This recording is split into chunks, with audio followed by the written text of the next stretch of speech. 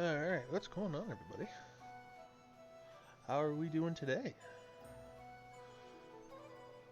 Back with another lore reading for you guys. So this one is now from the Heavenly Light event, which has been an interesting event. So quick side note before we get into it. I actually ended up getting out of the three, I got the Hui skin, so it wasn't too bad.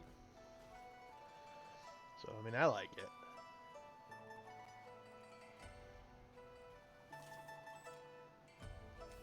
So, I mean, the Shiva skin isn't too bad.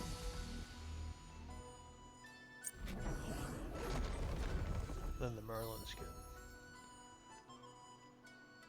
So we're supposed to be getting, I think, a few more skins pretty soon.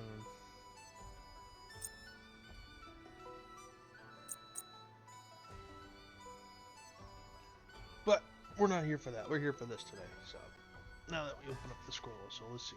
We got a shriek. Oh, this is called Hungry Ghosts. So hoping this will work. So we'll see what happens. Alright, so this is Hungry Ghosts. A shriek rose like an arrow, splitting the silence of the forest.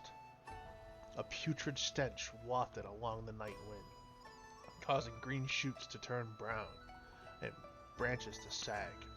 A lone deer fled, bounding quickly through the trees. Behind it came the peddler. The merchant ran, his rickety cart clattering on the dirt path behind him. A part of him knew it was foolish not to abandon it, but to do so would mean to condemn himself to penury. Everything he owned, his livelihood, was in the cart. He could not leave it behind, so instead he ran and prayed, knowing that neither would be enough. Another shriek, closer this time. The path shuddered beneath his feet. He heard a tree crack, splinter, and fall as his pursuer hurtled after him. The stink of it enveloped him, and he stumbled, gagging. He heard the crunch of a tree being uprooted, and then felt a gust of wind. He skidded to a stop, even as every instinct compelled him to keep going. The broken husk of the poplar tree slammed down ahead of him, blocking the path. He staggered back, his cart overturning. The contents spilled everywhere, but he was no longer concerned with his livelihood. Again came the shriek, echoing out of the trees. The sound of it sent shivers of ice through his heart, and he whirled, eyes wide. The hungry ghost thundered along the path, hauling its wretched bulk along the tree by tree. It was covered in spiny hair, with long, stringy limbs, and it stank of night soil and refused pits. Even with the moonlight dripping through the trees, he could not make out much more than of its shape than of that, for which that he was thankful. Yellow eyes blazed from within the thicket of reeking, matted hair. The teeth, like broken tombstones, smashed together greedily as it drew near. He retreated until his back pressed against the tree that now blocked his path. The smell of the apparition filled his mouth and nose, choking him. He sank down, retching. The thing loomed over him, its wide mouth stretching into an ugly smile as it reached down with one wide paw. He closed its eyes. Or his eyes, I should say. And then came the sound of steel clearing leather. "Step away from the mortal," said a woman's voice. "I will not ask twice." The merchant cracked an eye and saw a young woman, clad in red silk and silver armor, standing behind the ghost. Her newly drawn sword extended in the beast's direction. The creature turned, a look of bestial confusion in its eyes. "Mine," it croaked in a voice like breaking bones. "No," the newcomer said. "Now return whatever the lonely grave vomited you up, or face my sword." She took a quick, sliding step and fell into a stance. The peddler dimly remembered from his days serving in the army. Indeed, the woman herself seemed familiar, though he could not place her. Had he had met her before? It seemed impossible, for surely he would remember the name of such a woman. The apparition's jaws fell open, expelling a cloud of fetid, fly-infested breath. The young woman took a step back as the flies swarmed about her, and the monster lunged shadow quick. The woman twisted aside with preternatural quickness, avoiding the talon swipe. Her sword flashed like lightning as it danced across its ribs, bringing forth a spurt of rank ichor. It stumbled, off balance, eyes wide. I gave you a chance, the woman said, as her sword slashed out. One of its hands plopped onto the path like a dead spider. It shrilled like a kettle on the boil, and swung its remaining fist at her. Again, she easily avoided the blow. The merchant watched in fascination as his savior artfully cut the screeching Gaki to pieces. She is quite magnificent, is she not? A voice asked from above. The merchant looked up in shock. A face almost as inhuman as that of the ghost looked down at him. It broke into a gleeful smile. Boo! The merchant ran. You know, that was unnecessary, Mulan said as she wrenched her sword free from the ghost's shattered skull. You was already frightened enough. Sun Wukong snorted derisively. You should know better than to pass through a forest at night, especially these days. A bit of a scare will teach him that lesson. The Monkey King hopped down from his perch on the fallen tree, his cudgel bouncing against the one muscular shoulder. I don't know why you bother, honestly. These mortals never learn. Some might say the same of you, Mulan said as she sheathed her sword. Now, help me pick up. I'm not touching that thing. Mulan sighed. I don't mean this creature. I mean the merchant's supplies. Sun Wukong made a rude noise. Let the mortal do it himself. We saved his life. The good deed's enough. I saved his life. You watched. I would have intervened if you had required my help. He shrugged. It was just a hungry ghost. After all, any child could defeat one. Mulan heaved the cart upright. Why did you accompany me again? Sun Wukong chuckled. I find you entertaining.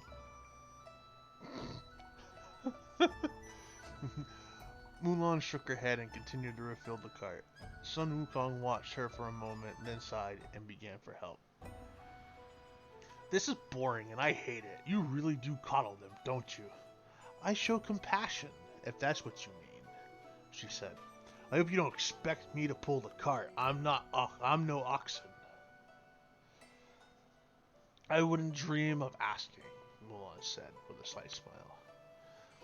Later, as Sun Wukong hauled the cart down from the bumpy forest path, Mulan said, that was the third hungry ghost I've dispatched in as many days. As if every night thing in China has woken at once, and all of them in a bad mood. She sat cross-legged atop the cart, her sword balanced across her knees.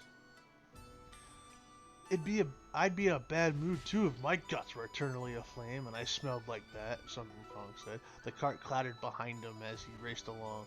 At this rate, Mulan thought they might beat the peddler to the next village. I'm being serious. Their numbers are on the increase. Every day there are more monsters to contend with, ghosts and otherwise. Something is going on. She made the same argument before, to others in the heavenly court, but to little effect. Only Sun Wukong had agreed to join her in the search for answers. She still wasn't entirely certain why. Sun Wukong slid to a sudden stop, nearly dislodging Mulan from her seat. You might be onto something, he gestured with his cudgel. Look. Through the trees, the flicker of dancing flames could be seen. Faint screams echoed on the wind, and the stink of death pervaded the forest's edge. Mulan dropped to the ground, her eyes wide. She could feel the fear rising from the mortal inhabitants of the village, as well as the tug of their prayers, and Sun Wukong could as well. were weak things, fearful entities whispered in panic, but potent nonetheless. Sun Wukong let the cart fall. My turn, he said, and bounded away before she could stop him. Mulan shook her head. The Monkey King's impulsiveness had gotten them both into trouble before, since she started her quest. Sighing, she righted the cart and pulled it off the path, where she had hoped it would be safe. Then, sword in hand, she raced after her companion. She reached the village in moments. The village was large, and flames leapt from building to building. There were people everywhere, fleeing in all directions. Several loping, inhuman shapes pursued them. Mulan cut the apparition down with a flurry of blows, and turned as something enormous and reeking of blood tore through the side of the hovel and lumbered towards her. No mere ghost, this, but a true demon, a Yao Guai, clad in chains and bloody skins. It swung a bandit club towards her head, and she was forced to leap aside. The club slammed down on a nearby wellhead, pulverizing it. Heaven crumbles, the demon roared. We shall feast on the gods. It raised its club and charged towards her. She sprang to meet it, but was interrupted by a sudden arrival of the Monkey King, who brought his cudgel down on the back of the demon's head, flattening the beast. He flicked the ichor from his weapon and winked at her. Fun, no? No. How many of them are there? Mulan asked. Instead of replying, he pointed. She whirled as a skeletal ghost sprang for her from a rooftop and removed its grotesque head in a single blow. Thank you, she said, turning back to him. How many? Plenty for both of us, Sun Wukong said. He spun his cudgel over his head and sent it whirling into an approaching knot of Yao Guai, scattering the creatures in all directions. He leapt after it, but before he could reclaim the weapon, a ghost with bulging eyes and a swollen belly leapt onto his back. It dug its fleshless claws into his fur, and he howled in surprise and pain. Mulan raced to his aid, but before she could reach him, the ghost released its hold and scuttled away. As if fearful of something, she saw others doing the same, retreating, not because of her or Sun Wukong, but because of something else. Something or someone else. That someone appeared at the far end of the street. He was tall, burly god, hideous to look at, but somehow noble despite his appearance. He carried a bag in one hand and a great brush-topped staff in the other. He took the bag as he walked. Come, get in my bag, little ghosts. This place is not yours to haunt. Zhong Kui? Mulan said in surprise. She only have seen the demon queller at a distance. Up close, it was very easy to tell why he was feared by demons and ghosts alike. Zhong Kui spotted her, and his ugly face split into a smile. There you are, child. I'm glad to see you. It seems you were right. Something is amiss. The spirit realm is in an uproar. The dead rise and revolt, and horrors sweep across the land. Wait one moment, if you will. He slammed his great brush staff down, and a flare of sickly light washed over the fleeing ghosts in Yao Guai. The howling spirits were swept up as if caught in a whirling windstorm, and dragged screaming into Zhong Kui's waiting bag.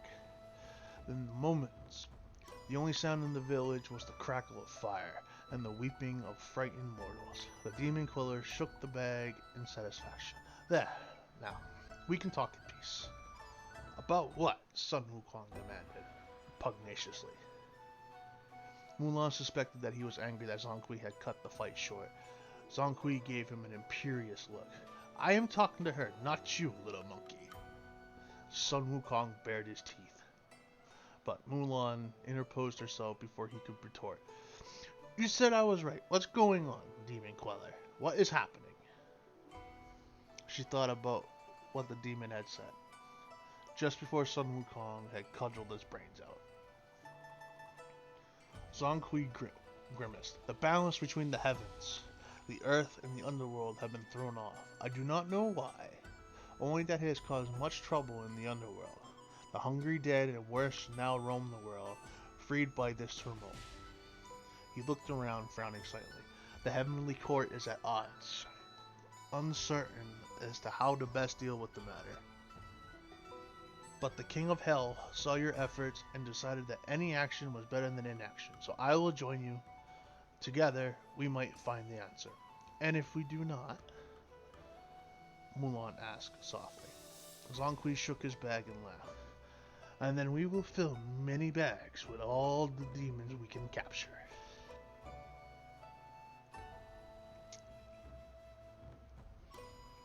Mulan hesitated.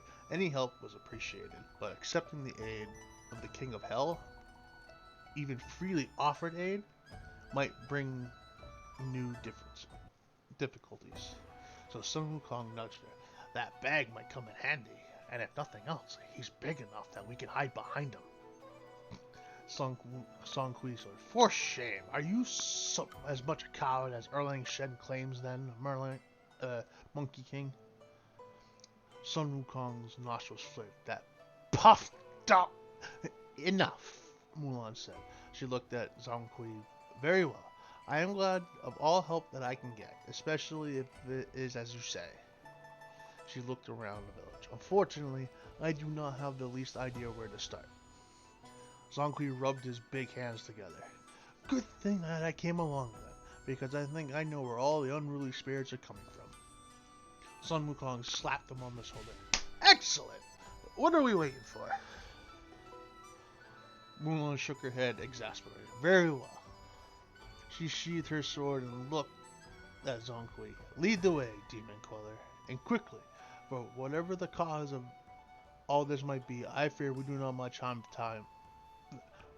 much time to fix it.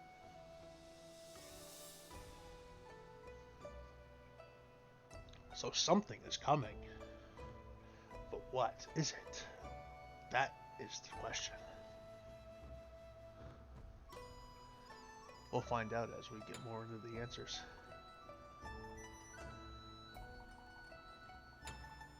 We shall see.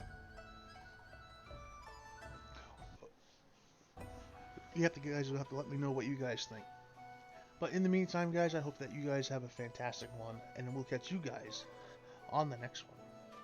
And this has been Hungry Ghost. This has been a Smite lore reading. Have a good day, everybody.